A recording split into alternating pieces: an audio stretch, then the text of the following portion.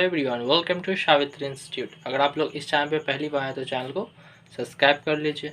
यह आप लोग का न्यू मॉडल एक्टिविटी टास्क है सितंबर 2021 का सब्जेक्ट इतिहास यानी हिस्ट्री क्लास 9 का। ठीक है, तो चलिए शुरू करते हैं।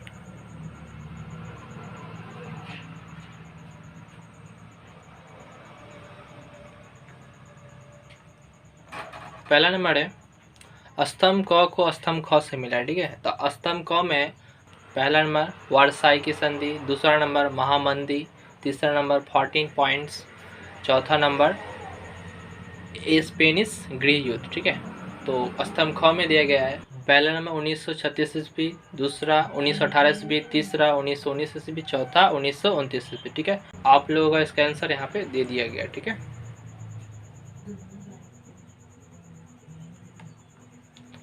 अब आते हैं 2 नंबर पे। 2 नंबर सही या गलत लिखे। ठीक है, पहला क्वेश्चन है रूस की संसद को डुमास के नाम से जाना जाता है, तो इसका आंसर होगा सही। ठीक है, दूसरा नंबर वीमन गणराज्य 1919 से 1933 तक जर्मनी की सरकार थी। ठीक है, तो इसका आंसर होगा सही।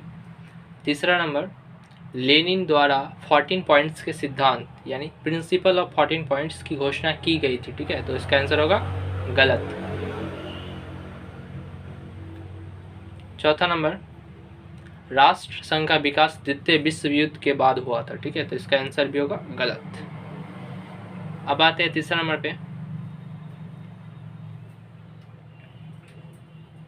2 या 3 वाक्य में उत्तर दीजिए। ठीक है, पहला क्वेश्चन है ईएमएस डिस्पैच यानी ईएमएस टेलीग्राम क्या था। ठीक है, तो इसका आंसर लिखिएगा, यहाँ से लिखिएगा EMS dispatch, EMS Telegram, heading दीजिएगा।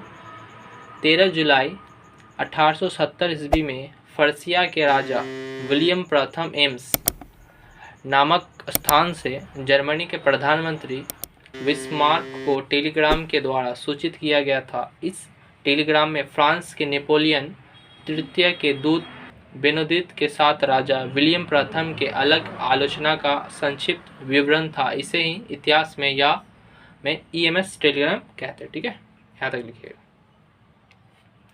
अगर आप लोग अभी तक हमारे यूट्यूब चैनल को सब्सक्राइब नहीं किया है तो सब्सक्राइब कर लीजिए और लाइक कर दीजिए। अब आते हैं दूसरा नंबर पे पेरिस कम्यून का उद्देश्य क्या था। ठीक है, तो इसका आंसर लिखिएगा, यहाँ से लिखिएगा पेरिस कम्यून का उद्देश्य, हेडिंग दीजिएगा। आगे लिखिएगा नेपोलियन तृतीय जब जर्मनी से 1871 ईस्वी में पराजित हुआ तो पेरिस के मजदूरों ने पेरिस कम्यून की स्थापना की। इसकी रक्षा के लिए उन्होंने जी जान से कोशिश की। कम्यून ने 2 महीने तक पेरिस पर शासन किया। ठीक है, आगे हेडिंग दीजिएगा पेरिस कम्यून के उद्देश्यों में निम्न प्रमुख थे। ठीक है, लिखिएगा पहला पॉइंट है नीतियों की स्थापना करना जो सामाजिक लोकतंत्र की एक प्रगतिशील व्यवस्था हो। ठीक है, दूसरा पॉइंट है धार्मिक विरोधी व्यवस्था, चर्च और राज्य को अलग करना पर काम करना।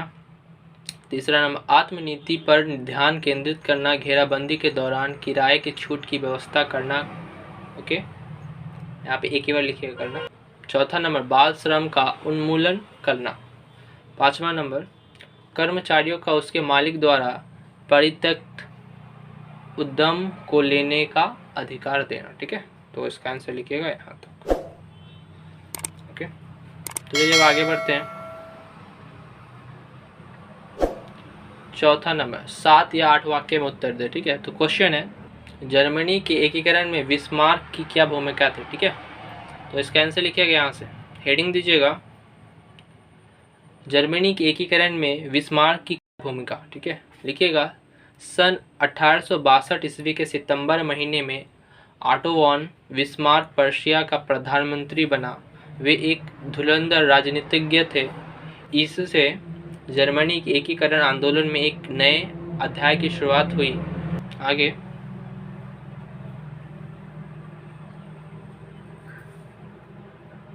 बिस्मार्क राजतंत्र में विश्वास करते थे। उसका मानना था कि फर्सिया राजतंत्र के अधीन ही जर्मन एकीकरण होगा। प्रजातंत्र या किसी भी प्रकार की किसी प्रजातांत्रिक पद्धति में उसका विश्वास नहीं था। उसका कहना था भाषण एवं वोट द्वारा नहीं, आदर्शवाद से नहीं, वरन प्रशा के नेतृत्व में रक्त और लोहा की नीति से ही जर्मनी के समस्या का समाधान होगा। ठीक है, आगे पैराग्राफ चेंज करके लिखिएगा। उन्होंने यह भी समझ लिया था कि केवल सामरिक शक्ति द्वारा ही जर्मन एकीकरण संभव है, अन्य किसी विधि द्वारा नहीं। अतः प्रधानमंत्री बनने के पश्चात में पर्शिया की सामरिक शक्ति बढ़ाने में सक्रिय हो गए। उन्होंने पार्लियामेंट की उपेक्षा करके तथा विभिन्न प्रकार के राजस्व आदाय करके सैन्य शक्ति में वृद्धि की। वास्तव में सामरिक शक्ति की सहायता से ही बिस्मार्क ने जर्मनी को एकीकृत किया। 1864 ईस्वी से 1870 ईस्वी के 6 वर्षों में उसने 3 युद्ध, ठीक है, पहला युद्ध डेनमार्क के साथ युद्ध, दूसरा ऑटो पर्शिया युद्ध और तीसरा फ्रेको प्रशिया युद्ध, ठीक है, के बल पर जर्मनी का एकीकरण किया। ठीक है, तो इसका आंसर लिखिएगा यहाँ तक। तो यह आप लोगों का पूरा कंप्लीट हो गया। अगर आप लोग अभी तक हमारे यूट्यूब चैनल को सब्सक्राइब नहीं किए तो सब्सक्राइब कर लीजिए और लाइक्स कर दीजिए और अपने दोस्तों के साथ शेयर कीजिए। अगर आप लोग इसके PDF फाइल चाहिए तो हमारे व्हाट्सएप टेलीग्राम से जुड़ जाइए, डिस्क्रिप्शन बॉक्स पे लिंक दिया गया है। ठीक है, तो चलिए, धन्यवाद।